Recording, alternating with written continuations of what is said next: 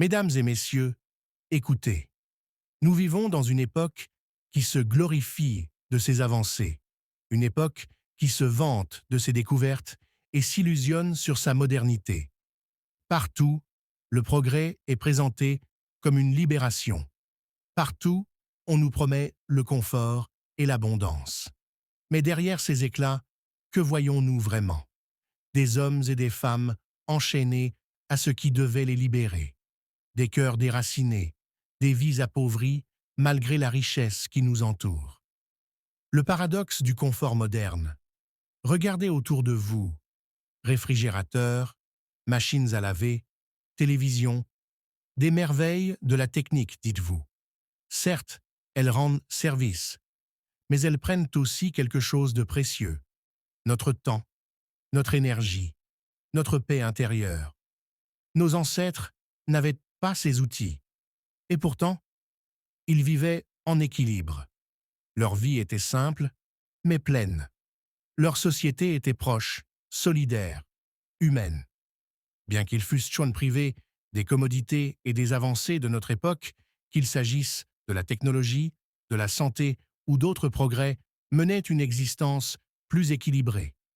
Leur vie était simple, mais elle respirait l'harmonie, la solidarité, la proximité humaine et la valeur morale. Ils n'étaient pas prisonniers d'un confort artificiel, mais baignaient dans une authenticité qui donnait un sens profond à leur quotidien. Aujourd'hui, en croyant gagner du confort, nous perdons la sérénité. Et que dire de notre nourriture? L'industrie alimentaire nous abreuve de produits en abondance. Trop de produits, trop de choix. Mais cette abondance a un prix. Maladies nouvelles, fragilisation des générations, perte de la qualité et de la saveur. Nos assiettes débordent, mais nos corps s'affaiblissent. Jadis, la simplicité suffisait à nourrir le corps et l'esprit.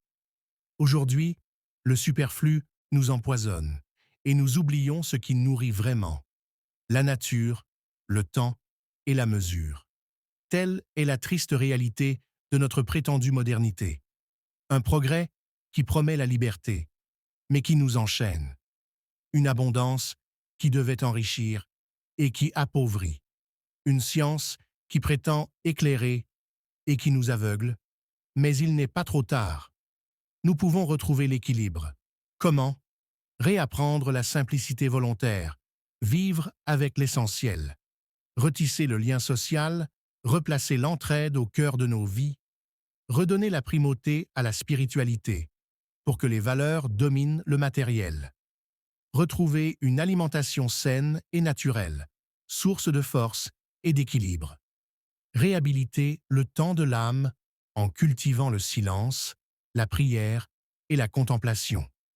Mesdames et messieurs, souvenez-vous, la véritable modernité n'est pas celle qui multiplie les objets, mais celle qui restaure l'harmonie entre le corps, l'âme, l'esprit, la nature et le Créateur.